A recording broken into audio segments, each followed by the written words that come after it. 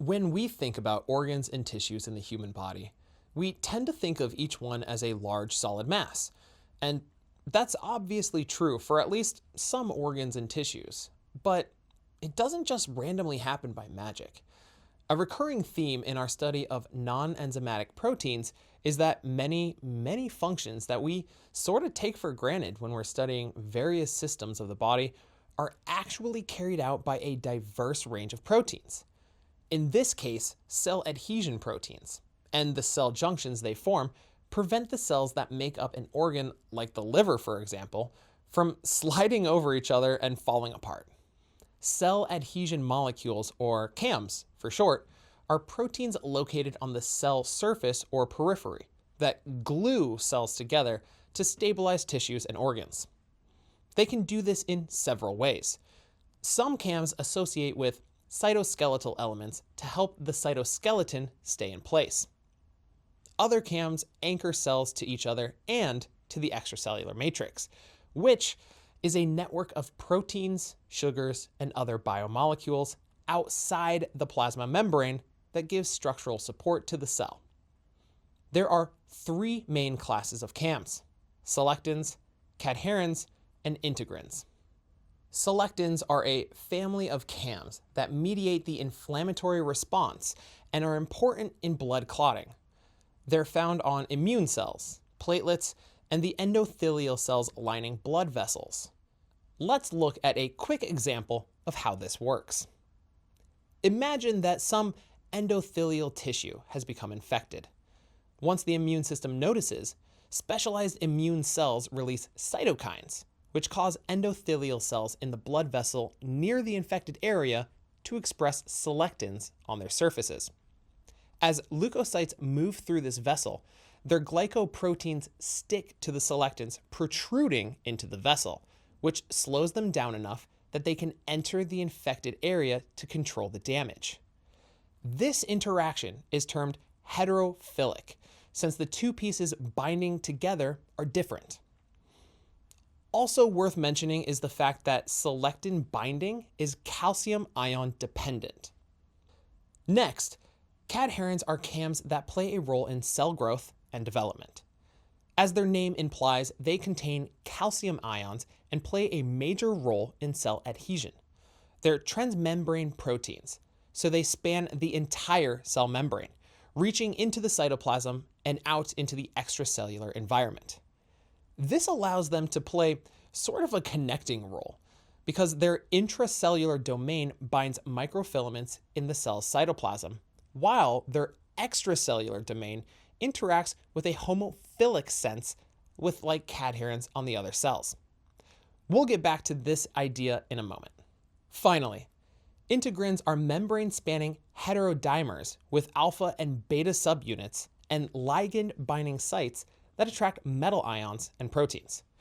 Integrins help cell adhere to this extracellular matrix by linking microfilaments in the cytoskeleton to the matrix proteins outside the cell. They're also involved in cell-cell interactions. Importantly, integrins act as signaling molecules by binding ligands and interacting with various receptors on the cell surface.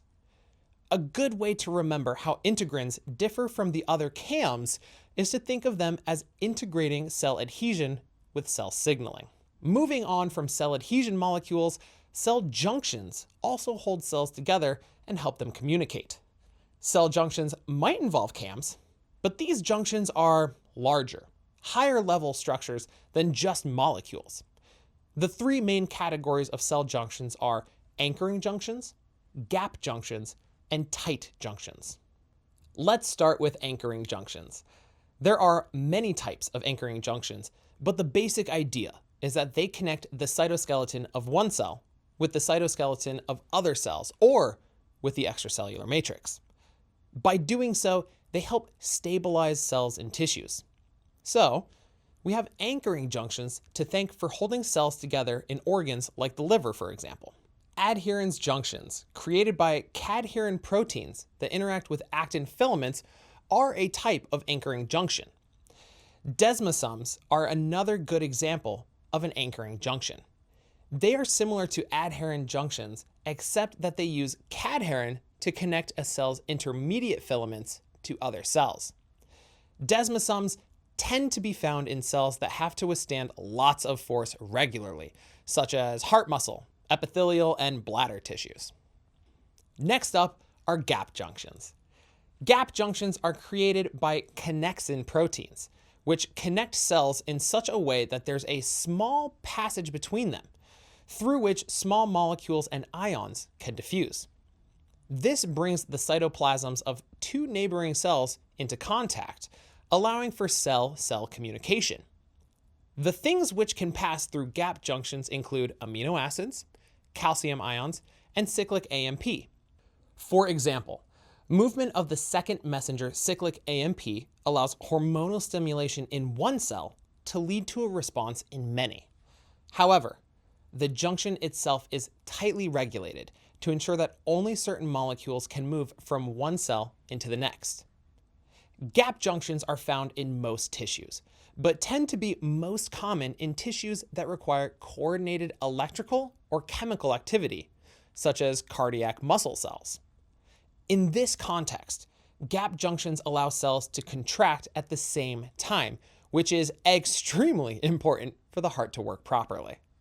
Lastly, tight junctions are an important type of junction found in epithelial cells. As their name suggests, tight junctions link cells together very closely and don't allow anything to pass between connected cells. They're sort of like two screws holding two pieces of wood together. Structurally, tight junctions are very complex and involve many different proteins, including occludin and claudin. Their connections are so tight that the connected cells become a nearly impassable barrier to traveling solutes. If a solute wants to get past the cells, it has a better shot at traveling directly through their plasma membranes than between them. A classic example is the blood-brain barrier, which is formed by brain capillary and endothelial cells and prevents solutes in the bloodstream from moving unchecked into brain tissues.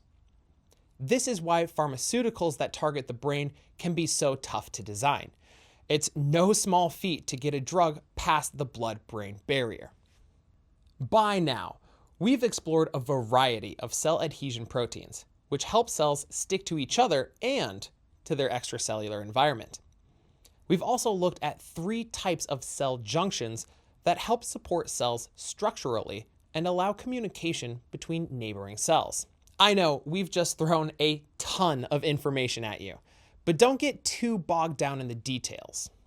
Practically speaking, for the MCAT, it should be a high priority to understand how tight junctions and the blood-brain barrier work. Beyond that, it's mostly a question of recognition. Being able to recognize what a cadherin is in general terms, if you see it come up in a passage, will help you move more efficiently and confidently. This will pay off for you even if you don't get a super specific question asking you, for example, to identify that desmosomes involve the interaction of cadherins with intermediate filaments instead of actin, as in adherens junctions. As always, it can help to focus on functional differences, how these proteins and junctions are different from each other, and what they accomplish for the cell, and their overall role of helping tissues function as units to support the whole organism.